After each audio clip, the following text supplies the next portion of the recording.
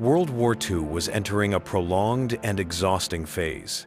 By 1943, the German leadership increasingly faced challenges that only a few years earlier had seemed unlikely. Allied aviation intensified bombing raids. Much of the Reich's industry experienced shortages of resources, constant airstrikes, and growing logistical disruptions. Under such conditions, any information about possible hidden production sites or underground infrastructure, anything that could shift the balance of power or at least delay the approaching defeat, became exceptionally valuable. In the southern part of the German-controlled sphere, close to the border between Italy and Austria, the Alps remained a natural fortress where one could hide not only from enemy aircraft, but also from ground reconnaissance. The region's high-altitude valleys, rocky ridges, and glaciers were considered unsuitable for large industrial projects. However, intelligence summaries sent to one of the regional command offices occasionally contained strange, seemingly insignificant notes. These reports mentioned unusual cargo transport activities in the pre-war years, odd movements by geological survey groups, and old documents describing drilling operations and tunnel constructions initiated between the two world wars. The documents were inconsistent, scattered across different agencies, civil and military, often marked as unimportant. But as the war dragged on, the officers responsible for rear area infrastructure began to pay them more attention. One particular file drew special interest. It described a private engineering company operating in the late 1,920 inches, one of the most inaccessible alpine valleys. Officially, the firm worked on hydrotechnical projects and underground reservoirs. The registry included studies on the feasibility of constructing an underground hydroelectric plant and a network of connected tunnels. The project was suddenly terminated, the company's owner disappeared from public view, and the documentation ended up forgotten in a regional archive until German wartime administrators found it.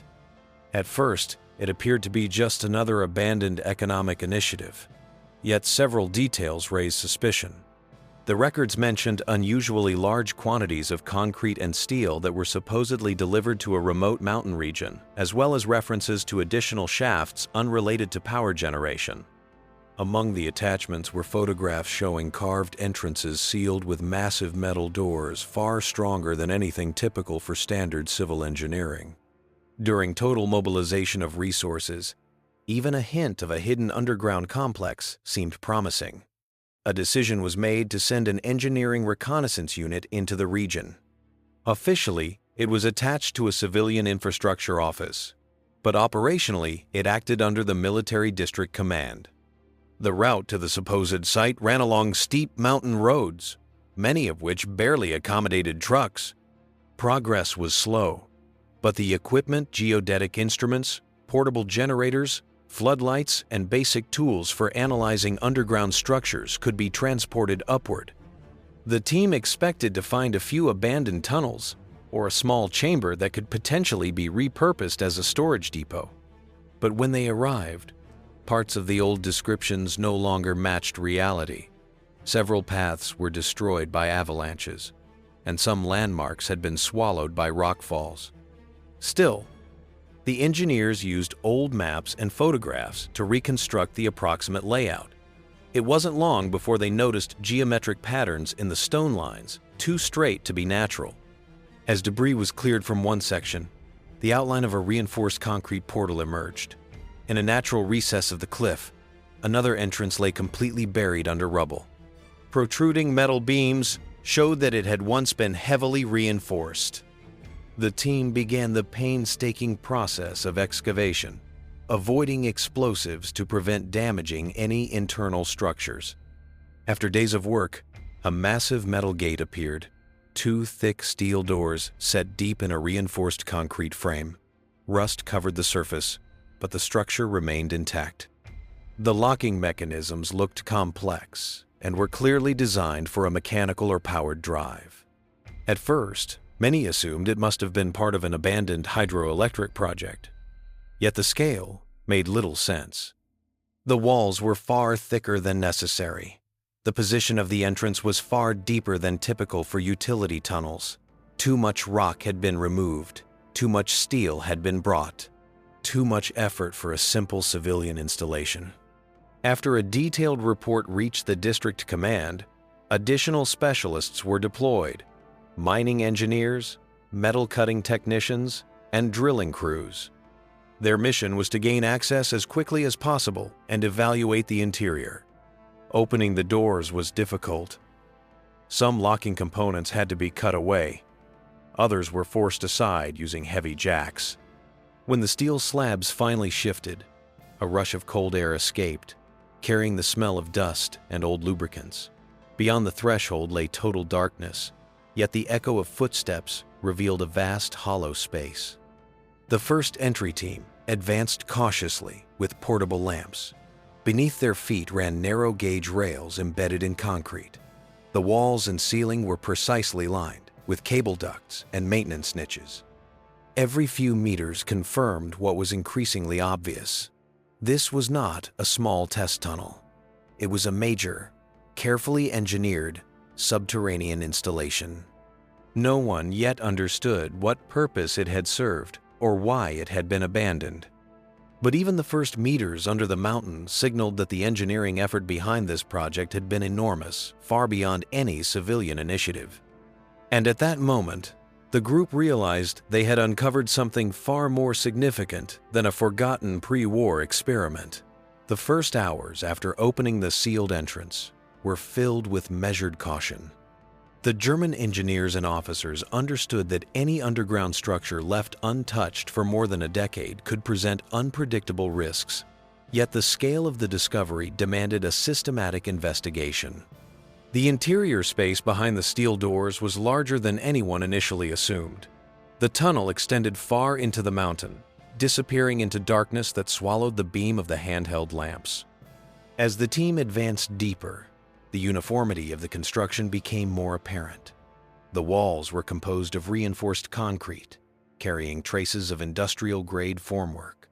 The ceiling arch showed almost no sagging, which was unusual for a project abandoned so abruptly.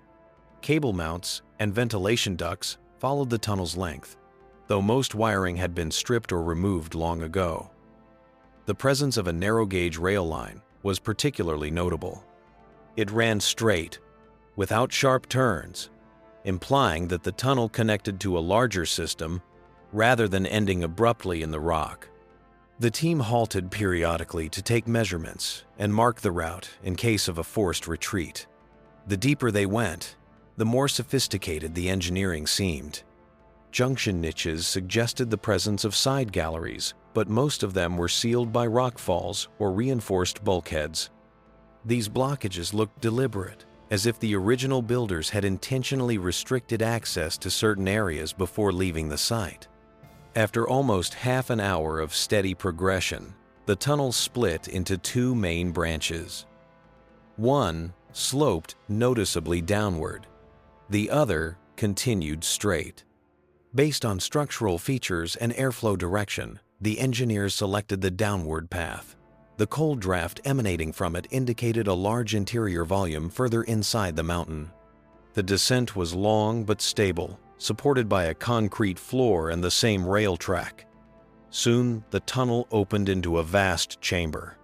The lights revealed a cavernous hall with a ceiling supported by steel beams anchored into the rock. The sheer volume of the space suggested industrial use far too large for storage or shelter alone. On the far side of the hall, the searchlights illuminated a row of machinery bases, stripped of equipment but unmistakably designed for heavy industrial devices. Anchors and electrical conduits hinted at large production units, presses, assembly platforms, or machining centers. The placement of these foundations followed a logical sequence, as if the entire hall had been planned as a manufacturing line installed deep beneath the mountain. The discovery significantly shifted the perception of the site's purpose. What had initially seemed like a forgotten energy project now appeared to be something far more ambitious: an underground industrial complex hidden miles beneath the Alps. Its secrecy and isolation implied that its construction had been intentional and possibly tied to economic or military activities unknown to wartime authorities. Despite the incomplete state of the hull, everything pointed to a facility designed with long-term operation in mind. Ventilation shafts rose into the rock ceiling, although most were blocked. Concrete channels lined the floor, likely for wiring or drainage. Some remnants of machinery were discovered: rusted bolts, metal fragments, and a few partially preserved components whose function could not be immediately determined. Further exploration led to another set of sealed doors on the opposite side of the hall. These were smaller than the main entrance, but reinforced in a similar manner. The locking mechanism showed no signs of forced entry, suggesting that the facility had been voluntarily secured and abandoned. Why it had been closed so thoroughly remained a matter of speculation. The sudden halt of the original project still raised questions: financial issues, structural hazards, or political factors. The engineers debated how much effort should be invested in opening these inner doors. Some argued that the initial discovery already proved significant. Others insisted that whatever lay beyond might reveal the true reason for the site's existence. After a brief assessment, the decision was made to proceed.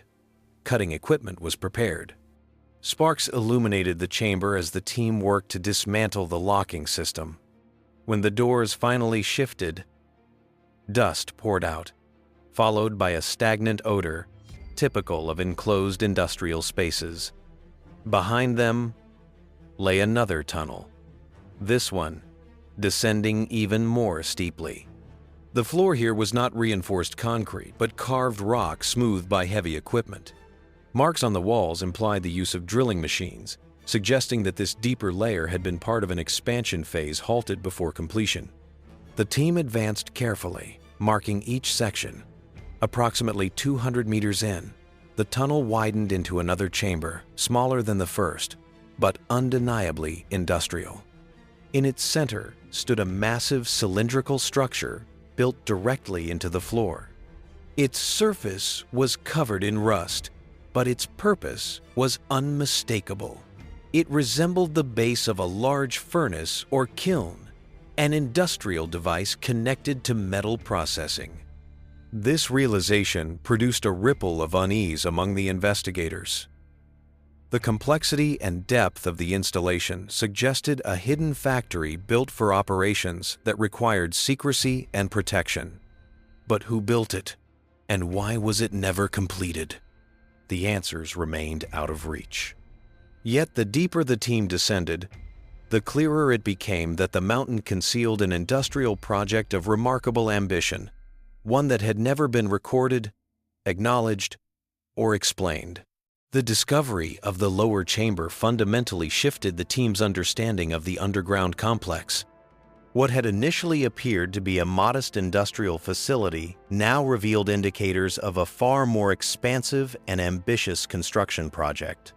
The furnace-like structure in the center of the room suggested the site had been intended not only for mechanical assembly or machining, but also for metal processing on an industrial scale.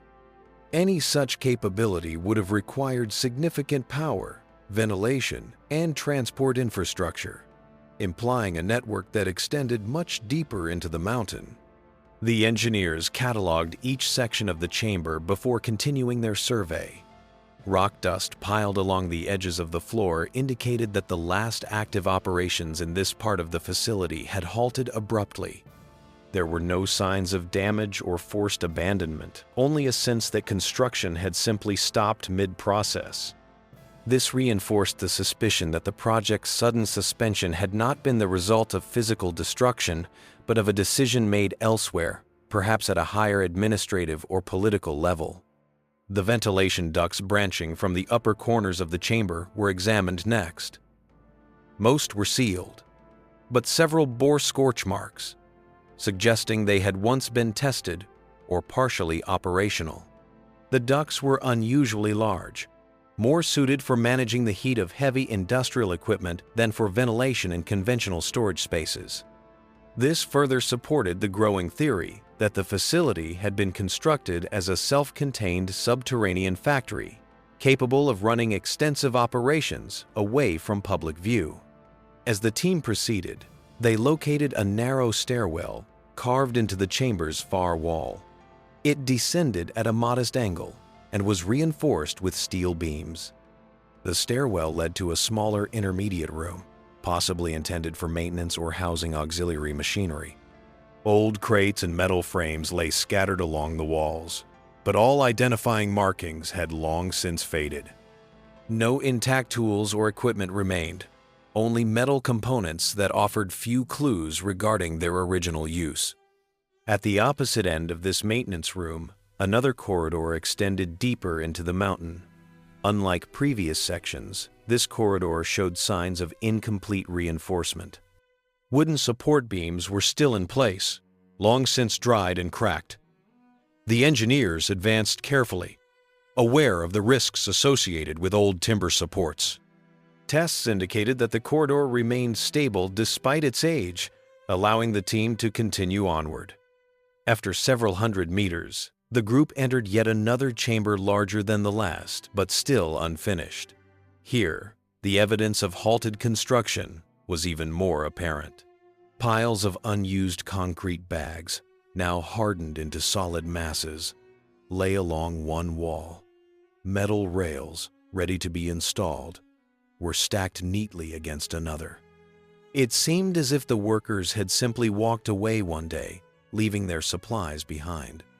This new chamber contained no machinery, foundations, or furnace structures. Instead, the layout suggested that it would have served as an expansion of the main production area. Its size and position implied plans for multiple industrial lines or storage sections. The deeper the team ventured, the more it became clear that the project had been designed to operate at a scale far larger than any civilian initiative of the era. Yet the most striking detail awaited near the chamber's far end. Embedded into the rear wall was an unfinished tunnel, bore wider and more precisely aligned than the others. The markings on the rock indicated the use of advanced drilling equipment for the time. The geometry of the bore suggested that it had been intended to continue for a significant distance, possibly linking this installation to another subterranean complex or an alternative access point farther beneath the Alps. This discovery raised immediate strategic questions. If a tunnel of this size had been planned, then the facility might have been part of a network. Such a network could theoretically serve resource extraction, military production, transportation, or long-term storage. The available evidence was insufficient to determine the intended purpose, but the scale of the engineering work strongly suggested that the facility was not an isolated project. The engineers recorded every detail and prepared a preliminary report for the headquarters.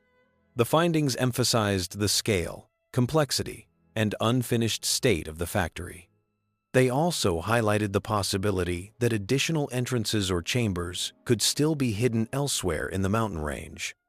The need for further exploration was evident, though questions remained about the structural safety of the deeper levels. As the team prepared to continue their survey, a shared understanding emerged. The underground factory beneath the Alps represented an undertaking of remarkable ambition.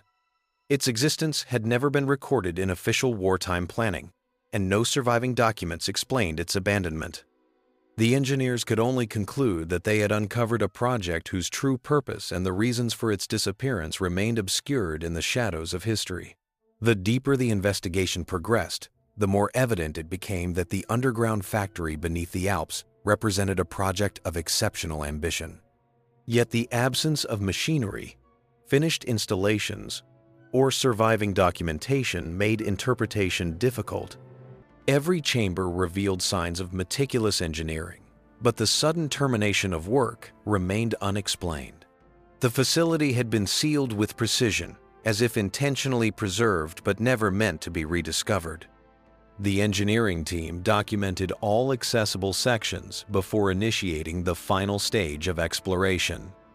Their objective was to determine whether the complex posed any structural risk and whether it held value for wartime use.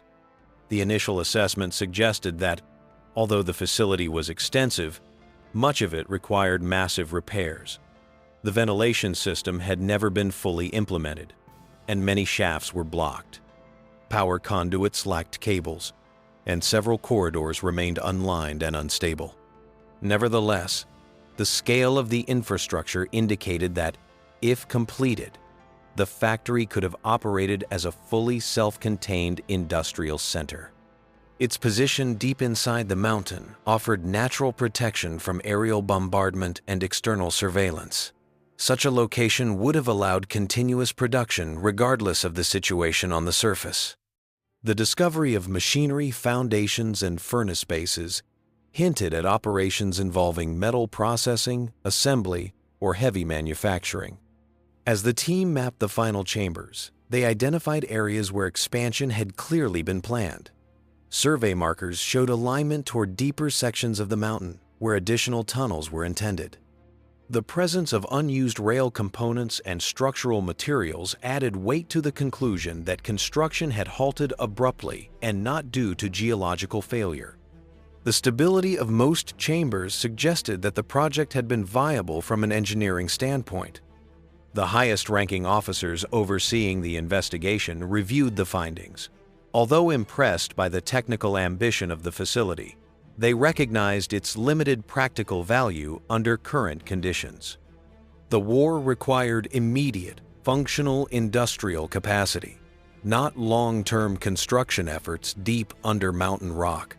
Restoring or completing the site would demand enormous resources, far beyond what the wartime economy could spare. Moreover, transporting equipment and workforce into the remote alpine region would have posed logistical challenges with little immediate return. A decision was made to secure the entrance, document the site thoroughly, and classify all information. There was no strategic advantage in allocating manpower to a project whose origin was unclear and whose operational purpose had never been realized. Instead, the installation would be treated as a historical and technical anomaly, evidence of an unknown pre-war initiative whose scale exceeded typical civil engineering of its era. Before departure, the engineers conducted a final stability check to ensure no tunnel sections risked collapse. They sealed secondary corridors and reinforced the entrance to prevent unauthorized access. The vast, silent chambers were left as they had been found cold, empty, and abandoned deep beneath the mountain. In the end, the underground factory became another obscure footnote in wartime records. The engineers acknowledged the sophistication of its construction, yet its full story remained unresolved. No one could determine who had ordered such a project, why it had been initiated with such scale, or why it had been abruptly discontinued. The mountain preserved its secret, and the purpose of the facility was left to speculation, buried in the depths of the Alps, where time and silence erased its traces.